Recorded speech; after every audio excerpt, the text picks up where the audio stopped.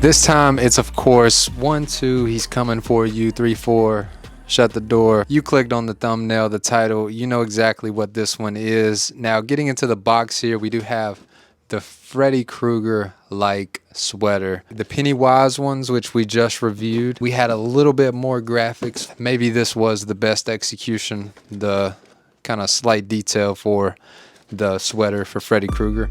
Now let's get into the box.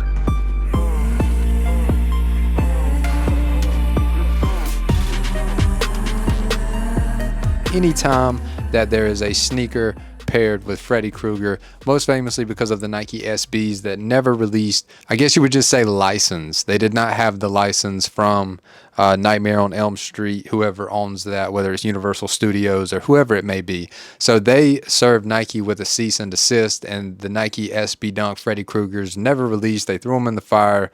You know, a few people pulled them out, which makes the story even that much cooler, because that is pretty much exactly what happened to Freddy Krueger, which a little different, you know, to why they set him on fire, which we're not getting into that. The most noticeable thing about this is, of course, the green and burgundy stripes that are, of course, for his sweater. On the right shoe, we actually get the man himself, Freddy Krueger, and then we get the claws on the right sneaker. Pretty big claw, to say the least.